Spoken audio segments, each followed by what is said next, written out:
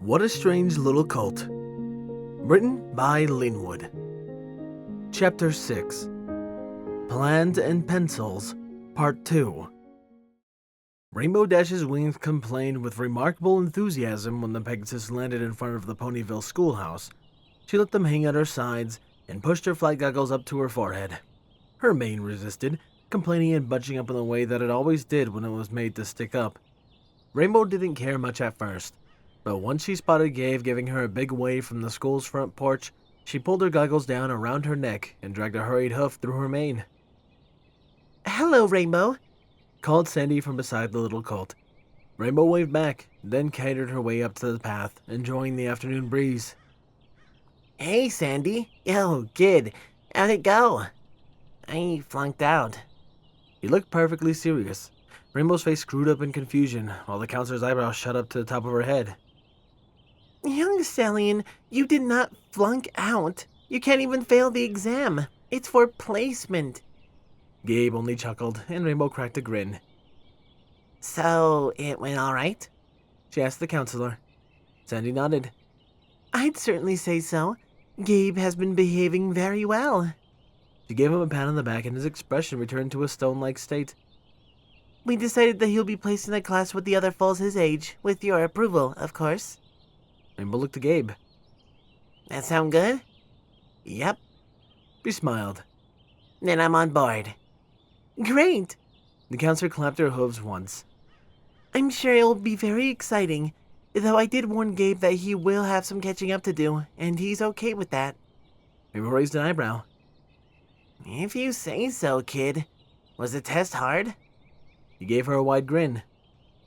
"I failed the thermatology portion." Why does he sound so proud? "Thermaturgy," Sandy corrected, sounding exasperated. The counselor stood up and stretched her back, sticking her front legs out as far as they could go, then straightened up with a contented sigh. "I see you don't have any saddlebags on right now, so I can mail the exact results to you later. It'd be good for his foster mother to see the subjects he'll need help with." She was looking away, so thankfully she didn't see Rainbow cringe at the word mother.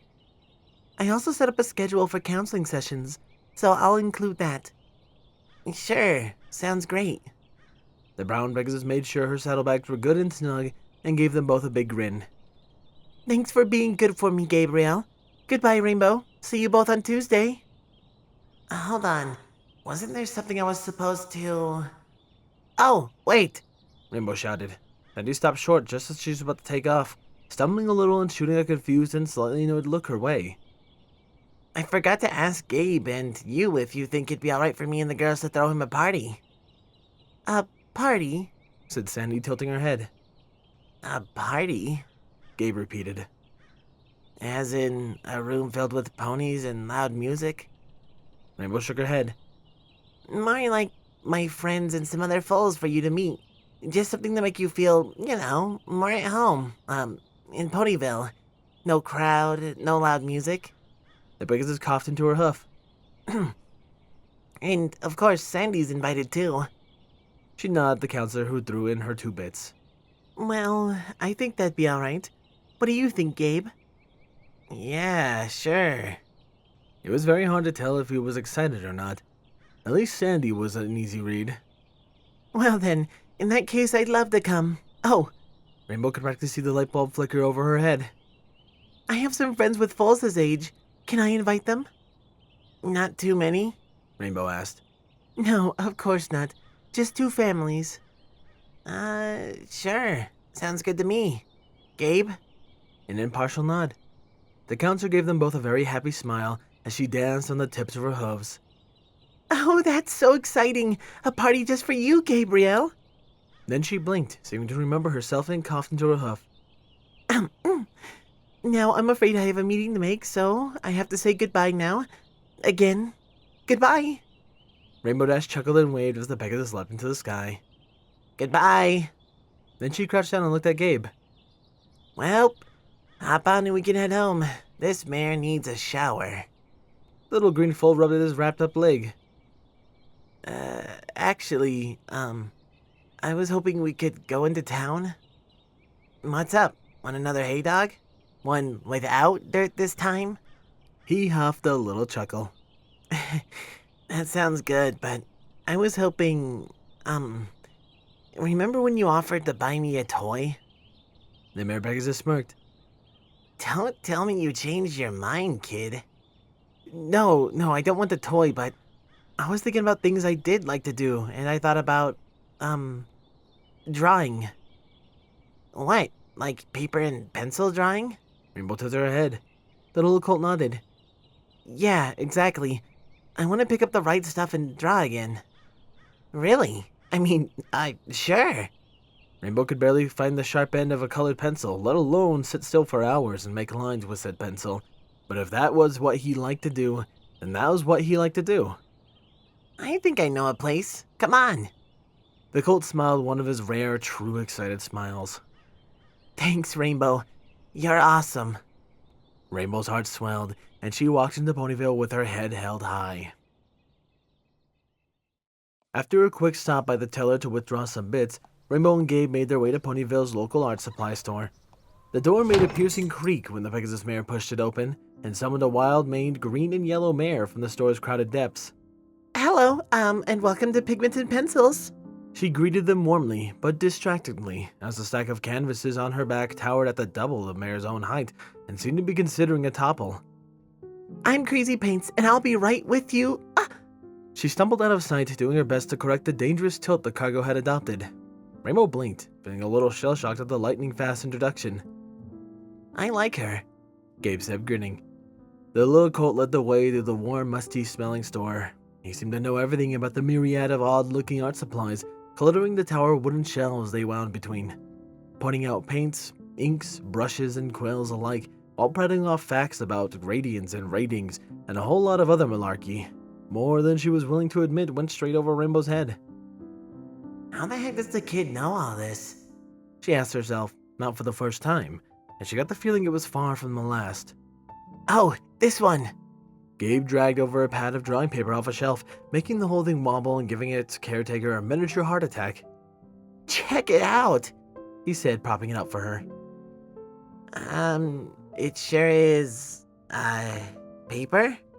She wasn't sure what made paper good. Whiteness, smell, paper cut capability? Maybe in this case it was the size. Are you sure, kid? It's half as big as you. Rainbow, that's the best part. Always feels good to be right. She maneuvered the pad onto her back, taking great care not to bump it into the racks of art on either side of them. In the narrow walkways, such as a thing was easier said than done. Meanwhile, Gabe trotted off in search of pencils with an eager bounce in his step, ignorant of, or as she suspected, actively ignoring her spatial plight. The kid picked out a dozen identical-looking wooden sticks from a hoof-made wooden sorting box a short distance away, plucking them up one by one, quick as a flash. He apparently knew what he was doing, though, because when Crazy Paints returned to see if he needed any help, she complimented him on his selection, even making a few suggestions of her own. Well, at least they know what's going on. After picking out a few odds and ends like masking tape and a weird gray blob that he insisted was an eraser, Gabe led them to the register. He had a rear back on his hind legs to put all the things on the countertop. The mayor happily rang them up. It's so nice to see that you're encouraging your son's creativity, she said as she wrapped up all the pencils and tools the foal had picked out. Rainbow coughed. I'm not his mom. I'm just taking care of him, temporarily. She smiled. Well, it's still very sweet. Then she looked down at Gabe, handing him a brown paper package, complete with fringy twine and bow. Take good care of these, young stallion, especially the HBs. You got the last two and I don't get restocked till next month. What the hell's an HB? Rainbow thought, no less confused. The little foal tucked the package into one of his school bags and beamed at her. I will. Thanks for recommending the charcoals. I'm looking forward to trying them out. It felt like they were speaking another language. Isn't charcoal for burning? Of course. Have a good day. The two made their way back outside, still walking carefully on the edges of the road, with Rainbow carefully holding the pad on her back with her wings. The afternoon hadn't begun to consider turning to evening, and ponies occupied the streets in full force, enjoying the summer weekend after a long day of work. Light-hearted chatter and welcoming laughter drifted in the warm, comfortable air alongside the smell of dust and spice from the market's few streets over. All right, Ready to head home? She looked over her shoulder at the Colt and was staring at the package in her hoof. Rainbow. He started, looking up at her and biting his lip. Thanks for picking this up for me. I promise I'll pay you back. Rainbow tilted her head. What do you mean, pay me back? Well, you paid for all this stuff for me with your own money, and I don't really like not carrying my own weight. He scratched a little rut in the dirt with his hoof as he spoke. His words filled her chest with damp, cold unease. The fool expected himself to provide for everything he had? Unpleasant times. What an understatement. Despite the retching in her heart, Rainbow put on a confident face. Kid, don't worry about it. I mean it. But, nope. I agreed to take care of you, and I'm gonna take care of you. And this? She shuffled her wings and grabbed the pad off her back with a hoof. This stuff is a gift from me to you. No strings attached. Gabe opened his mouth to reply, and she cut him off.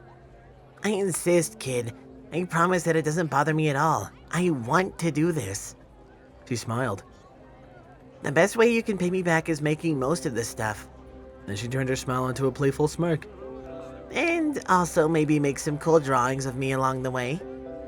He looked her in the eyes for a long minute, then looked at the package in his hoofs, and then back up to her with a look Rainbow couldn't quite place. Somewhere between determined and scared. Okay. Great. Now we really gotta get home, bud, because I'm about as sweaty and as dirty as a mare can be. She waved her eyebrows and crouched down. Hop on. Gross. He said as he climbed aboard, but Rainbow knew he was smiling. Once he wrapped his forelegs around her neck, she scooped up the paper in her forelegs and gave her wings a powerful flap, launching them into the sky. She happily noted that as they flew, Gabe kept taking his head away from her Technicolor mane and looking around for a moment before bearing it back against her neck. They made it home quickly. Gabe hopped over her back as soon as she touched down on the porch, picking up his new pad and dragging it through the front door into the middle of the hall. He yanked the package from his bags and tore into it right away, grabbing a pencil in his hoof and flipping open the pad. Knock yourself out, kid. Rainbow said as she made the way for the stairs. And holler if you need me. She was so close now, Rainbow could practically hear the shower calling to her with its promise of a warm caress and a soft, non-sweaty coat. Rainbow, it sang like a siren on the rocks. Come to me, Rainbow. Hey, wait, said Gabe. I'm gonna need you to hold still for a second. Rainbow smacked a hoof into her face and held back a grumble, prompting a chuckle and a sound of scratches on paper. Not the pose I would have picked, but hey, that works just fine for me. Rainbow Dash groaned, turning over in her bed while keeping her eyes securely shut. The sound went away, and in a moment she felt the world drifting away, returning her to a deep and peaceful...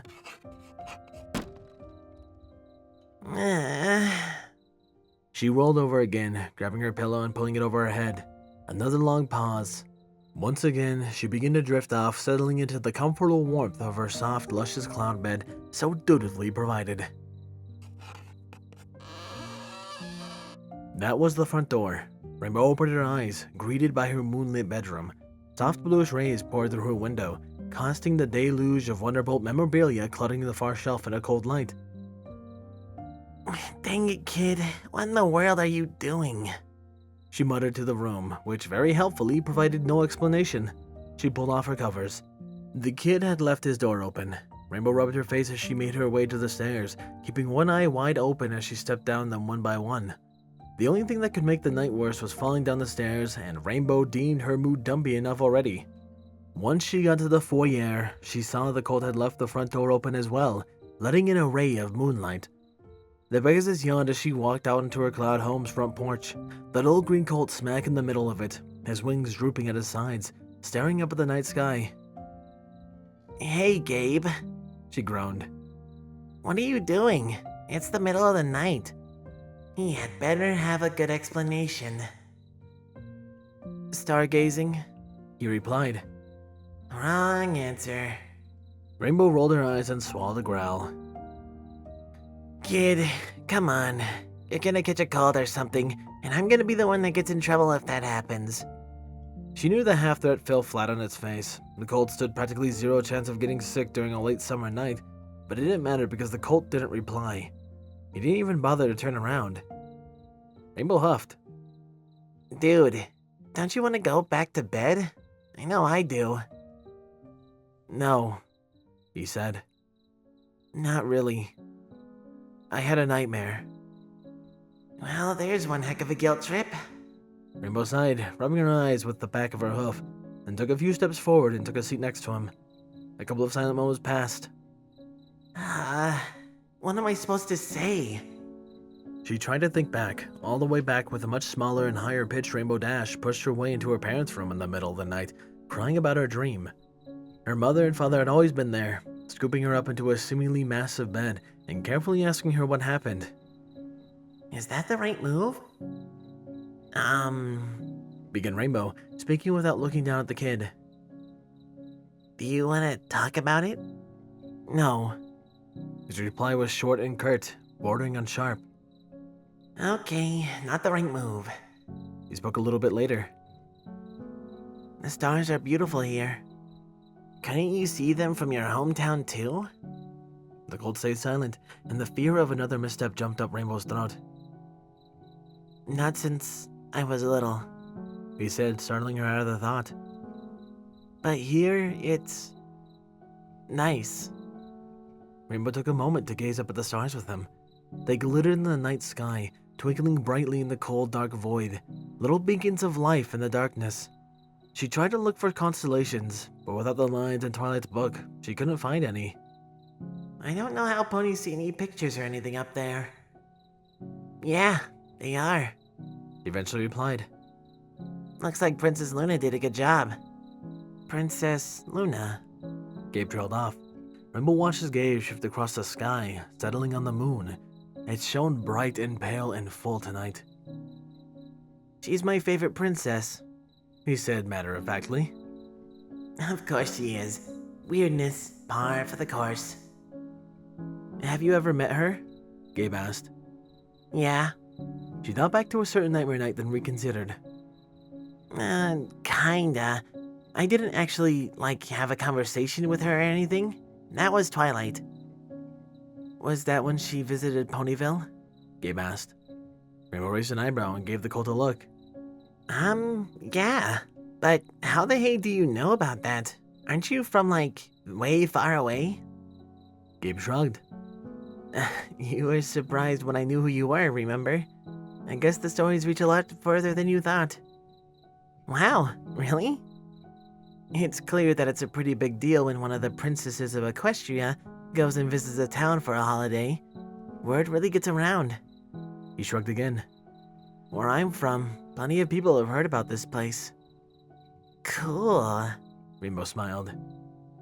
Anyway, there's not all that much to the story, 'cause Princess Luna was on the moon for 1,000 years.